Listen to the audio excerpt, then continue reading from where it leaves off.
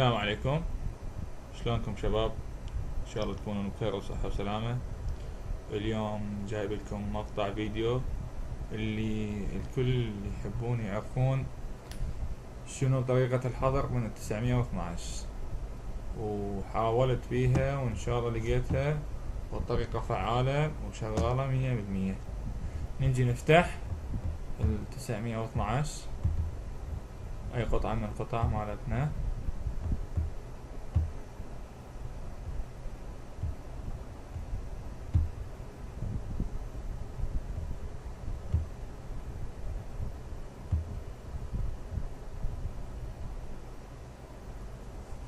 نجي مثل ما تشوفون هنا عندي المشتركين. اول ما تجون مثلا هاي ما طالعت لكم هالنافذة هاي، نجي على الوايرليس على الريجستريشن. هنا راح تلقون هنا هذا الاختيار هنا على الريجستريشن، راح تطلع لكم النانوات اليمكنكه اللي تريدون تحضروا. مثلا عندكم مثلا دائما نشرح على عمار هو كبش الفداء. نجي على عمار،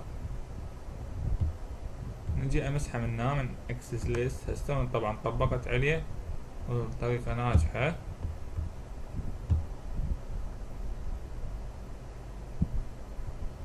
فصل هسه هو عمار، بس الطريقة كالتالي.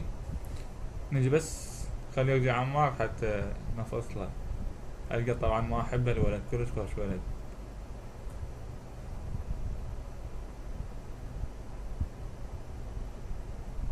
قبل شوية فصلته وتأكدت منه، رسة اتصل بي خطير مع بالي قاعد متصل موجود.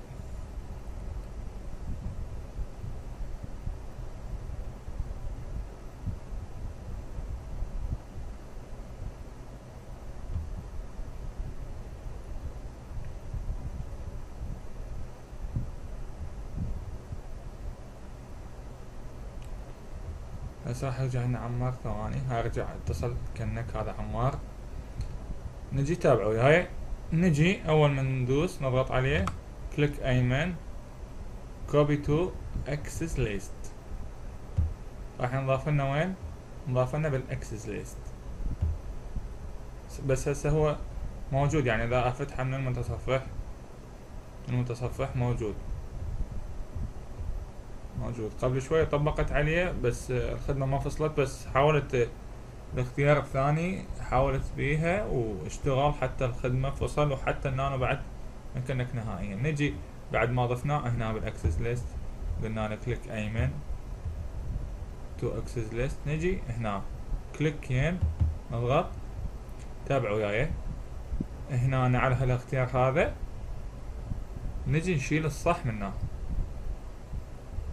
من نشيل الصح منه نضغط ابلاي اوكي العفو. نجي هنا على ريجستريشن. نهائيا عمار بعد ما راح يطلع نهائيا.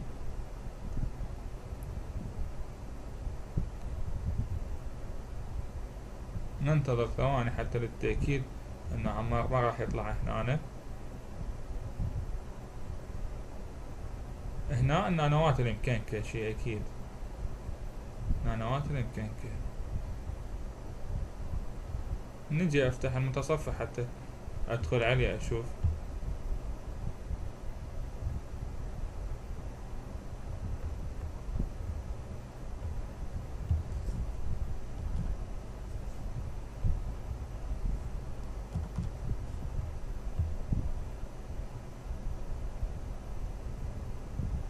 شوفوا حتى من المتصفح ما يفتح.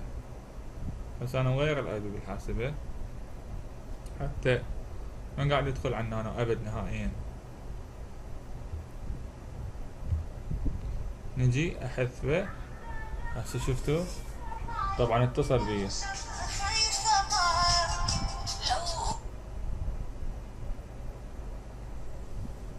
خلنا ارجعه.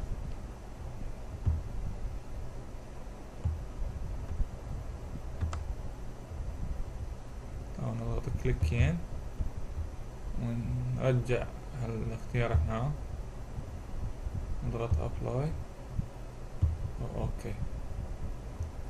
نرجع على ريجستريشن. شفتوها رأسا مباشرة كأنك عمار. شوف هالوقت مالته 4 ثواني يعني. بس شلنا الصح ندخل القطعة، نجي نسوي ريفرش للاي بي مالته اللي هو موجود بالمتصفح. شفتوا رجع كأنك هنا طبيعي. اتمنى هالفيديو ان شاء الله هذا يفيد اكثرية المشتركين اللي يحبون يحضرون او شي. اكيد هواية طلبوا من عندي اسوي هالفيديو هذا، بس بصراحة ما كنت اعرف شلون احضر.